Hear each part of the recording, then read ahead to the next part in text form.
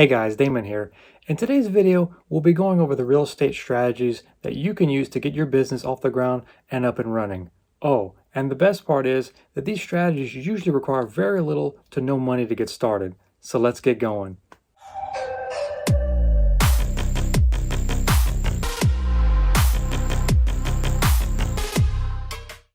Many new investors, when they're just starting out, they tend to focus just on one strategy. And if the deal doesn't match that strategy, then they pass on the deal. And over time, they can start to feel discouraged by the many leads that they'll pass on just because they couldn't do anything with them. But learning just a few of the strategies that we'll go over today will make your business expand greatly, so you can start making multiple types of offers to every seller that you speak with. If you have 3 or 4 of these strategies in your tool belt, then you can start making many different types of offers to the sellers. And the more offers that you make, the greater your chance of one being accepted, which translates to more money in your pocket at the end of each month. So you don't want to box yourself in just by sticking to one strategy. The first strategy that you can use is wholesaling. Wholesaling is nothing more than finding a good deal, getting it under contract, and selling it for a slight markup in price to another buyer.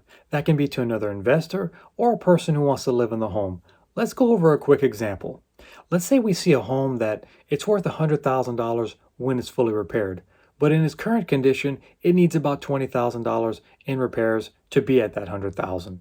So to start figuring out our offer, we want to take the $100,000 and multiply it by 70%, and we get $70,000. The reason we use 70% is to figure in the profit for an end investor to rehab the property and sell it for retail. Next, we take the $70,000 and we subtract out the repairs needed on the home. In this example, it's $20,000. So we're left with $50,000, which is our maximum offer that we can make on this property. But we haven't figured in our wholesale profit yet, so we don't want to offer $50,000. Let's say we want to make $10,000 on this deal. So we need to subtract that from the $50,000, which leaves us with $40,000. That's the offer that we want to make on this property. At closing, the seller makes $40,000 cash. We make $10,000 for putting the deal together. An investor gets a great deal that they can rehab and turn for a profit. The second strategy that you can use is lease options. These also go by lease purchase or rent to own. With this strategy, the seller leases the property to a buyer or an investor with the right to buy it at some point in the future.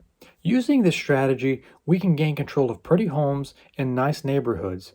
We can either move in it ourselves or we can turn around and sublease option it to an end buyer. Let's go over a quick example. Let's say we have a seller that's selling the home and it's worth $150, but it's in perfect condition. So a cash wholesale offer isn't going to work. You can offer to lease option the home for $135 and make payments of $1,000 a month to the seller. We can turn around and sublease option the home to an end buyer for $155 and collect a monthly payment of $1,400. And they also put $10,000 the day they move in. So we collect $10,000 the day they move in. We collect $400 every month that they're in there. And we collect $10,000 when they buy the home at the end of the term. All without owning the home. We only control it. The third strategy that you can use is owner financing. Owner financing is when the owner or the seller of the property acts as the bank in the transaction. They finance the sale to you, and you make payments to them until it's paid off. This strategy is great because there's no banks involved, so you don't have to deal with all of the lending guidelines, which means you don't have to have perfect credit or have to have a huge down payment saved. Let's go over a quick example. Let's say we have a seller that's selling their home. They're asking $300, but it's owned free and clear. We can offer the seller their full asking price, or we can spice it up a little bit and offer them $320 for the home if the seller would be willing to finance it for us. We make principal-only payments of $1,250 a month for 60 months, and then we cash them out. In 60 months, the balance that's owed to the seller is $245,000. Now we turn around and we sell it on a lease purchase for 60 months to an end buyer who will make payments of $1,500 a month. They'll put $15,000 the day they move in, and they'll buy the home for $330. So we make $15,000 up front, $250 a month for 60 months, and when the buyer buys in 60 months, we're going to get a back-end profit of $70,000. The fourth strategy you can use is subject to.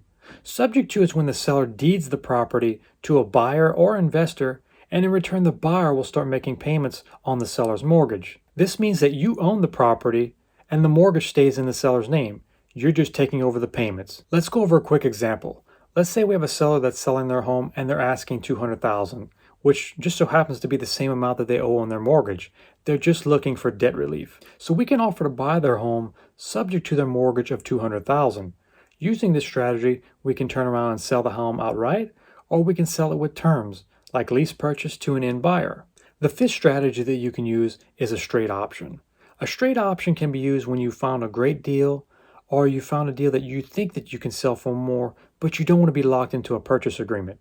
With a purchase agreement, you're locked in to buy, but with a straight option, you have the right to buy, but you don't have to if you can't find a buyer in time. But if you find the buyer in time, then you just exercise your right to purchase the property. This strategy works great for higher price homes where there's a lot more risk involved. The sixth strategy that you can use with any of the previous strategies is assigning agreements. When you find a great deal, but you don't want to stay involved with it for too long, you can assign the agreement to a buyer or to an investor for a quick assignment fee. With this strategy, you're basically selling the paper. It's a great strategy if you don't have a lot of money and you need to get cash quickly. Your goal is to find a great deal and assign it. You can make $5,000, $10,000, $15,000 or more on an assignment, and then you're off to find the next deal that you can assign. This strategy is one of the quickest ways for you to generate income in real estate.